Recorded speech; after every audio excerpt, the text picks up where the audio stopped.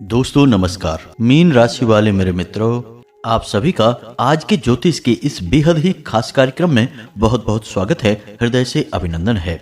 माता रानी आपकी हर मनोकामना पूरी करें, आपके हर कार्य में आपका साथ दें। दोस्तों, कल आपके यहाँ एक बहुत बड़ा शुभ संदेश आने वाला है और यह शुभ संदेश एक दिव्य शक्ति के द्वारा भेजा जा रहा है। जी हाँ दोस्तों, और इस दिव्य संदेश को लाने वाला दिव्य शक्ति का वाहन है कौआ। जी हाँ दोस्तों, तो आपको रहना है सतर्क और पहचानने की कोशिश करना है, जानने की कोशिश करना है कि आपके यहाँ यह संदेश कब आ रहा है और किस प्रकार से यह आपको दिखाई देगा। अब इसमें जानने वाली बात यह है कि आप इस दिव्य संदेश को किस प्रकार से समझ पाते हैं और कौन सी दिव्य शक्ति है जो किसी न किसी प्रकार से आपकी मदद करना चाहती है और उसी ने इस दिव्य संदेश को भेजा है। जी हाँ दोस्तों, वीडियो में जो जानकारी बताई जा रही है वह बेहद ही खास है। आपको इस जानकारी से बहुत बड़े लाभ प्राप्त हो सकते हैं, आपके जीवन में चमत्कारी बदलाव आ सकते हैं। तो बस आपको करना यह है कि इस वीडियो को पूरा देखना है। अब जो भी जानकारी हम आपको बताने जा रहे हैं वह बेहद ही जरूरी है और कुछ ऐसी जरूरी बातें हैं जो समय रहते आपको पता चल जाएं तो आप उनका बड़ा लाभ ले सकते हैं। वैसे दोस्तों, हम आपको बता दें कि आपके जीवन में शुभ समय बहुत कम ही आते हैं। कुछ ऐसा आपके जीवन में ग्रहों का योग बनता है कि सकारात्मक समय के बजाय आपके जीवन में नकारात्मक समय की उपस्थिति बहुत अधिक रहती है और इसका प्रमाण यह है कि आपको हमेशा हर कार्य में बड़ी ही कठिनाई से सफलता प्राप्त होती है। कई बार जीवन में ऐसा हुआ है कि जब आपको लगता था कि आपने जिस हिसाब से मेहनत की है उस हिसाब से आपकी कामयाबी तो तय है, आपको जबरदस्त लाभ प्राप्त होगा, लेकिन हुआ एकदम उल्टा। आपको कुछ भी लाभ प्राप्त नहीं हुआ, उल्टा आपके जीवन में कई प्रकार की उथल पुथल आ गई, कई प्रकार से आपको मानसिक और शारीरिक कष्ट का सामना करना पड़ा। अब ऐसा इसलिए होता है दोस्तों कि आप कार्य तो पूरे मन के साथ करते हैं, लेकिन समय अनुकूल न होने के कारण उस शुभ कार्य का फल भी प्रतिकूल प्राप्त होता है। अब इसीलिए हम आपसे कहते हैं कि हम जो बातें आपको बता रहे हैं वे बड़ी ही बारीक बातें हैं। इन्हें आप ध्यान से समझते चलेंगे तो आप समय की अनुकूलता का लाभ लेना सीख जाएंगे। याद रखिए, सारा खेल समय का है और समय क्या है? ग्रहों की बदलती हुई चाल। अब हर पल ग्रहों की चाल बदल रही है, कभी यह अनुकूल तो कभी यह प्रतिकूल होता रहता है। अब आपकी राशि में अक्सर यह प्रतिकूलता दिखाता है, यानी ग्रहों का ऐसा योग बनता है जो आपके लिए नकारात्मक प्रभाव देता है, परंतु इस बीच बहुत शुभ समय भी बनते हैं। अत्यंत लाभकारी योगों का निर्माण भी होता है, लेकिन इन योगों का लाभ कैसे आप लेंगे इसका आपको कोई ज्ञान नहीं है। तो इस बात के लिए आप बिल्कुल भी फिक्र ना करें। हम हर पल बदलती हुई ग्रहों की चाल के अनुसार आपको सतर्क करते रहते हैं, ज्ञान देते रहते हैं। कौन सा ग्रह किस प्रकार आपको लाभ देना चाहता है, कौन सी ग्रहों की दशा आपको हानि पहुंचाना चाहती है, सारी बातें आपको हम विस्तार से खुलकर बताते हैं। और आप यकीन मानिए दोस्तों कि आप हमारे द्वारा कही गई बातों को, हमारे उपायों को, हमारे द्वारा सुझाई गई पूजा पाठ नित्य कर्म को यदि आप पूरे विश्वास के साथ और नियमबद्ध तरीके से पूर्ण करेंगे तो आपके जीवन में चमत्कारी बदलाव निश्चित तौर पर हासिल होंगे। इस बात की हम गारंटी देते हैं। तो बस इसी विश्वास के साथ आप इस वीडियो को भी पूरा देखिए। इसमें भी हम आपको बहुत ही चमत्कारी समय के बदलाव को बताएंगे, आपको मिलने वाले लाभ को बताएंगे और एक विशेष दिव्य शक्ति है जो आपके आसपास आना चाहती है, आपके घर आना चाहती है, आपके आसपास सकारात्मक ऊर्जा का एक आवरण बनाना चाहती है। वह कौन सी दिव्य शक्ति है इसके बारे में भी आपको विस्तार से बताएंगे। तो बस वीडियो को पूरे विश्वास के साथ देखना है, अंत तक देखना है, बिल्कुल भी बीच में से छोड़कर नहीं जाना है, समय निकाल कर देखना है। दोस्तों, महत्वपूर्ण चीज़ें जीवन में बार बार नहीं आती हैं, कभी कभी ही मिलती हैं और इनका लाभ लेना हमें अवश्य आना ही चाहिए। फिर इसके लिए बदले में हमें थोड़ा सा धैर्य भी रखना पड़ता है और समय भी देना पड़ता है। इस बात को आप अच्छी तरह से जानते हैं। तो चलिए इस महत्वपूर्ण वीडियो को प्रारंभ करते हैं, लेकिन इससे पहले आपसे एक निवेदन है कि कमेंट में पूरे भक्ति भाव के साथ जय माँ भद्रकाली कृपा करो 1 बार नहीं 3 बार लिखना। माता भद्रकाली आपके ऊपर निश्चित तौर पर कृपा दृष्टि बरसाएंगी, आपके जीवन में हर तरफ से खुशियां ही खुशियां भर जाएंगी। दोस्तों, इसी के साथ साथ अपना नाम और अपना स्थान यानी जहां आप रहते हैं उसे भी कमेंट में लिखना ना भूलें। दोस्तों, हमारा पूरा प्रयास है, हम अपनी पूजा पाठ और साधना के बल पर माता से यह प्रार्थना करेंगे, निवेदन करेंगे कि आपके जीवन में सद्गति आए, आपका उद्धार हो, माता रानी की पूरी कृपा आपको प्राप्त हो और आपके नाम से आहुति शनिवार को होने वाले सर्व मनोकामना पूर्ति हवन में करवा दी जाएगी। जी हाँ दोस्तों, यह एक जन सेवा का कार्य है। हम पूरे भाव के साथ इस कार्य को करते हैं। आप अपना विश्वास हमें दीजिए, बदले में हम माता रानी से निवेदन करेंगे। और माता रानी ने बरसों की साधना का बल इतना तो हमें दे दिया है कि हम जिसके लिए भी आग्रह करते हैं, माता रानी उसके जीवन में सद्गति लेकर अवश्य ही आती हैं। तो बस आपके जीवन में भी आ जाएगी। तो चलिए वीडियो में आगे बढ़ते हैं। आपको बताते हैं कि वैसे तो आपके जीवन में सब कुछ सामान्य चल रहा है, थोड़ी बहुत मानसिक परेशानी पीड़ाएं अवश्य सता रही हैं आपको। रिश्तों में अभी हाल ही में किसी प्रकार की खींचतान हुई है, यानी छोटे मोटे झगड़े हुए हैं, जिसकी वजह से आपके मन में थोड़ा सा खिन्नता का भाव है, नकारात्मक भाव है। लेकिन इन छोटी मोटी परेशानियों से आप विचलित होने वाले नहीं हैं। आप एक मजबूत मन मस्तिष्क के इंसान हैं। आपने अपने जीवन में कई प्रकार की उतार चढ़ाव की परिस्थितियां देखी हैं, कई प्रकार के संघर्ष किए हैं। छोटी मोटी परेशानियां आपको हिला नहीं सकती हैं। बस एक छोटी सी कमी है आपके स्वभाव में कि आप अपने मन में जो निश्चय करते हैं उस पर पूरी तरह से कायम इतनी जल्दी नहीं रह पाते हैं। यानी कि आप बड़ी ही मुश्किल में कोई एक निर्णय ले पाते हैं और निर्णय लेने के बाद भी उसके बारे में आप लगातार सोचते रहते हैं और विचार करते रहते हैं। इस प्रकार आप अक्सर अनिर्णय की स्थिति में फंस जाते हैं, कन्फ्यूजन की स्थिति में फंस जाते हैं और कभी कभी आप लोगों की बातों में भी आसानी से आ जाते हैं। दोस्तों, इसे कान का कच्चा होना कहते हैं। यह गुण आपके अंदर निश्चित ही पाया जाता है। फिर हालांकि जब आप अपनी बुद्धि का प्रयोग करते हैं तो आपको लगता है कि आपने इस इंसान की बात मान ही क्यों ली, आपको तो पहले से ही इन सब बातों के बारे में जानकारी थी, मन में एहसास था, लेकिन तब तक बहुत देर हो जाती है। तो हमारा आपसे बस इतना सा कहना है कि आप अपनी बुद्धि के बल पर पूरी तरह से विश्वास रखिए दोस्तों, ईश्वर पर भरोसा रखिए और अपनी सच्चाई और अपनी हृदय की अच्छाई पर पूर्ण विश्वास रखिए। विश्वास से ही आपका जीवन बदलेगा। हम हर वीडियो में कहते हैं, फिर से कह रहे हैं कि आप जितना गहरा विश्वास करेंगे उतनी ही जल्दी आपको आपके कार्यों में सफलता हासिल होगी, आपका जीवन फलित हो जाएगा। याद रखना कि आपने यदि अपने मन में वहम का बीज रख लिया, यानी कि विष का वास कर लिया, तो आपके जीवन में निश्चित ही भयंकर नकारात्मकताएं आकर्षित होने लगेंगी। अब इसका कारण यह है कि आपके मन में बेशक उथल पुथल रहे, बेशक थोड़ी बहुत नकारात्मकता आती रहे, अविश्वास बना रहे, लेकिन आप अंदर से हृदय से बहुत ही शुद्ध और पवित्र भाव वाले इंसान हैं। अब होता यह है कि यदि आपने अपने मन में नकारात्मकता के भाव लेकर आए, लेकिन मन की शुद्धता यानी हृदय की पवित्रता से आपके विचार मिलते नहीं हैं, तो फिर उत्पन्न होती है नकारात्मक परिस्थितियां, यानी कि आपके आसपास नकारात्मक ऊर्जा का वातावरण। आपका दिल कहता है कुछ और आपका मन कहता है कुछ और इस स्थिति में आप अक्सर गलत फैसले ले लेते हैं जो आपको लंबे समय तक पीड़ित करते रहते हैं। जी हाँ दोस्तों, तो अब आपको इस स्थिति से बचना है। अपने मन में ईश्वर के प्रति, अपनी कर्म के प्रति और अपने दिल में उठ रही भावनाओं के प्रति आपको विश्वास रखना होगा। जी हाँ दोस्तों, अब हम आपको बताते हैं कि वह कौन सी दिव्य शक्ति है जो आपके जीवन में बहुत बड़े शुभ संकेत देने जा रही है, या यूं कहें कि दोनों हाथों से आपके जीवन को संवारने के लिए बढ़ी चली आ रही है, आपके जीवन में हर प्रकार की खुशियां लाने वाली है। अब यदि आपने इसे नहीं पहचाना तो होगा आपका महाविनाश। महाविनाश ही कहेंगे दोस्तों। जब जीवन में सद्गति नहीं आ रही है, हर तरफ से परेशानियां ही परेशानियां हैं, तो यह स्थिति महाविनाश की स्थिति ही होती है। तो दोस्तों समझिए कि जब कोई दिव्य शक्ति आपके जीवन में आना चाहती है, आपको लाभ पहुंचाना चाहती है, तो वह किसी न किसी प्रकार के संकेत देना शुरू करती है।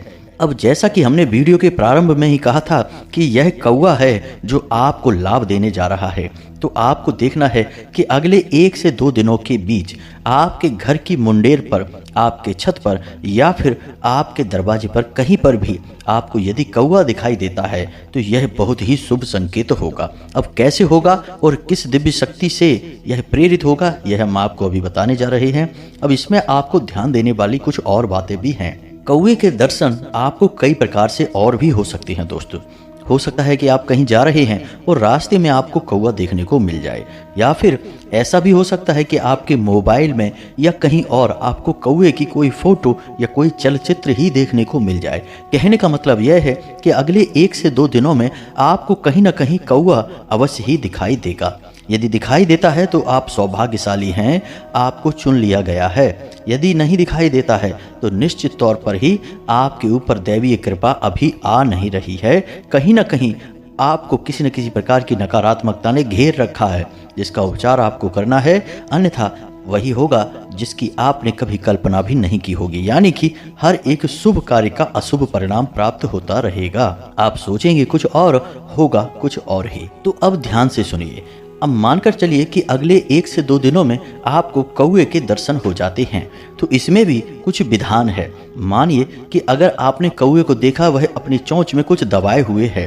जी हाँ दोस्तों, कुछ खाने पीने का सामान यदि उसने अपनी चोंच में दबाया है तो आपको प्रसन्न हो जाना चाहिए, क्योंकि अब दिव्य शक्ति 100% आपके ऊपर महाकृपा बरसाने जा रही है।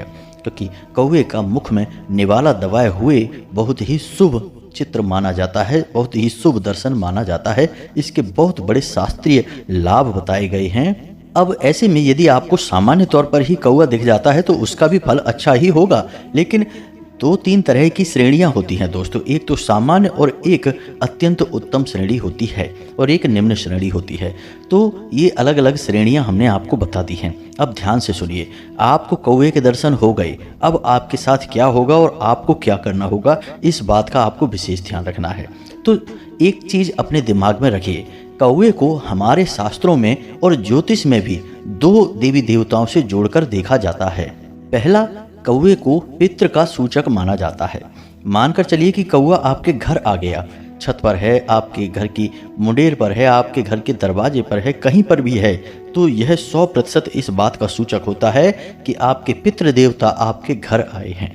अब ऐसे में यदि कौवा आपके घर पर आकर कुछ चुगता है, यानी अपने मुख में कुछ रखता है, कुछ खाता पीता है, तो यह बहुत ही शुभ संकेत है। आपके पितरों का आगमन हुआ है, आप धन्य हो गए हैं। अब आपके ऊपर पितरों की पूरी कृपा बरसने वाली है। आपके हर कार्य में आपको कामयाबी प्राप्त होने वाली है। लेकिन यदि कौवा आपके घर के दरवाजे पर या आपकी छत पर आकर जोर जोर से चिल्लाने लगता है या फिर ऐसी आवाज़ें निकालता है जिससे आपको परेशानी महसूस होती है, तो यह नकारात्मक सूचक है। आपके पितृ अतृप्त हैं, असंतुष्ट हैं, ऊर्जाहीन हैं, उन्हें ऊर्जावान बनाने की आवश्यकता है। पितरों की कृपा तो अभी भी है आपके ऊपर, लेकिन वह कृपा पूर्ण रूप से आपको लाभ पहुंचा नहीं पा रही है, और इस बात का यह संकेत होता है। दूसरा दोस्तों, कौवे को शनिदेव से भी जोड़कर देखा जाता है। शनिदेव का वाहन कौवा होता है। तो आपके घर पे जब कौवा आएगा तो आप मानकर चलिए कि आपके घर में पितृ की सकारात्मक ऊर्जा आई है। अब वह तृप्त हैं या अतृप्त हैं, यह एक अलग बात होती है। साथ ही साथ आपके जीवन में शनिदेव की कृपा भी आने वाली है।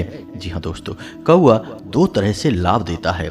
अब यह वर्ष शनिदेव को समर्पित है, यह हम आपको पहले ही बता चुके हैं, और शनिदेव से जुड़े हुए उपाय हमने आपको लगभग हर वीडियो में बताए हैं। कल के वीडियो में ही हमने आपको 8 मुट्ठी काली उड़द की दाल मंदिर में दान करने वाला एक विशेष उपाय बताया था, शनिदेव से संबंधित था। आप इस उपाय को अवश्य करें। 7 दिनों तक लगातार आपको इस उपाय को करना है। इसके आपको बहुत लाभ प्राप्त होंगे। शनिदेव आपके लिए सकारात्मक फल देना प्रारंभ कर देंगे। अब बात करते हैं उस दिव्य शक्ति की। तो दोस्तों, दिव्य शक्ति आपके पितरों की ऊर्जा है, पितरों की शक्ति है। पितरों से बड़ी सकारात्मक शक्ति आपके लिए इस संसार में कोई नहीं है। क्योंकि दोस्तों, आपके पितृ कौन हैं? आपके घर के ही सदस्य हैं, आपके पूर्वज हैं। वो पहले इस संसार में रहा करते थे, लेकिन अब इस संसार को छोड़कर जा चुके हैं। लेकिन उनकी भावनाएं अभी भी आपसे जुड़ी हुई हैं। वे पितृलोक में निवास अवश्य कर रहे हैं, लेकिन वे आपसे जुड़े हुए हैं।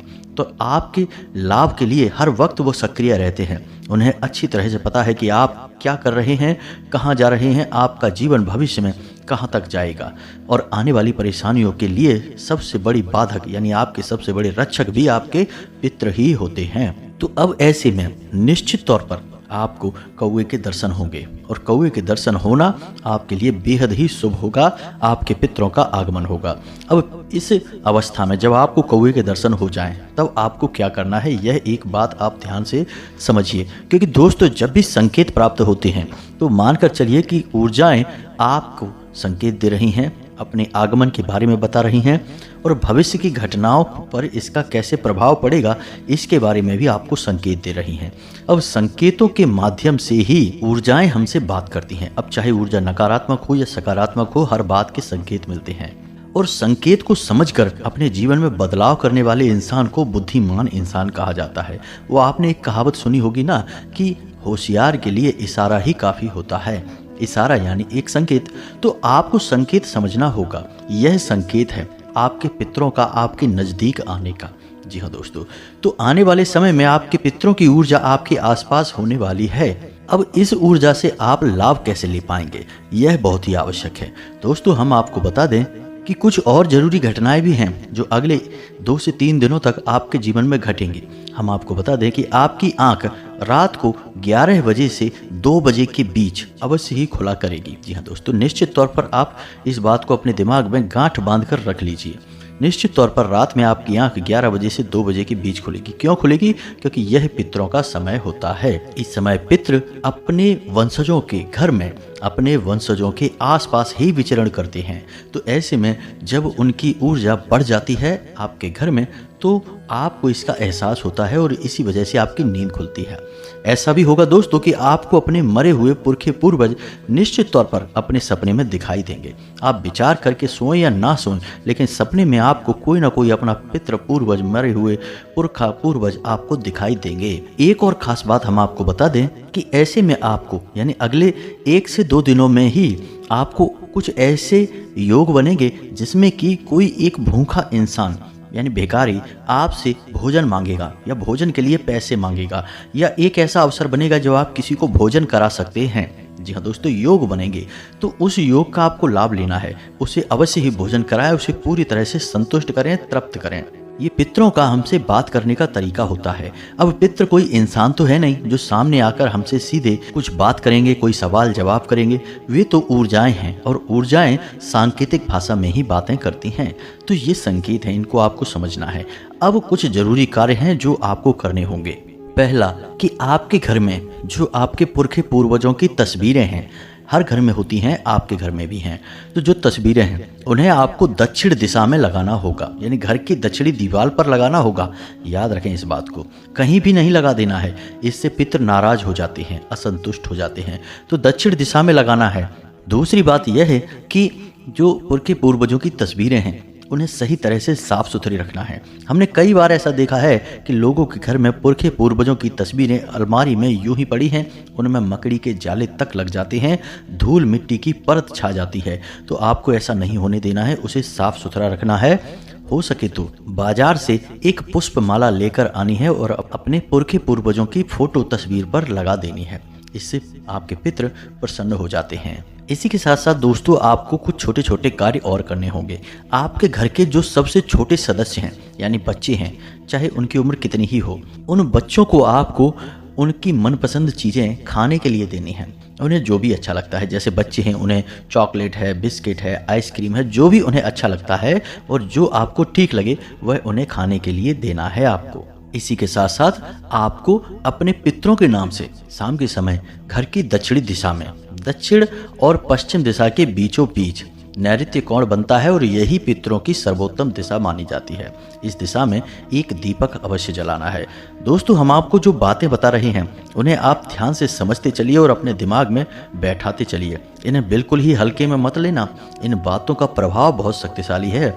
देखने में आपको लगता होगा कि ये तो छोटी छोटी सी बातें हैं, इनसे क्या हो जाएगा, लेकिन दोस्तों आप समझिए कि हम जिनके लिए ये उपाय कर रहे हैं वे कोई जीते जागते इंसान नहीं हैं जो उन्हें कोई बड़ा कार्य करके हम प्रसन्न कर लेंगे, उन्हें धन दौलत लुटा देंगे या कुछ बहुत स्वादिष्ट चीज़ें उठाकर खाने के लिए दे देंगे, इससे वो प्रसन्न हो जाएंगे। दोस्तों, इन सब चीज़ों से ये ऊर्जाएं परे होती हैं।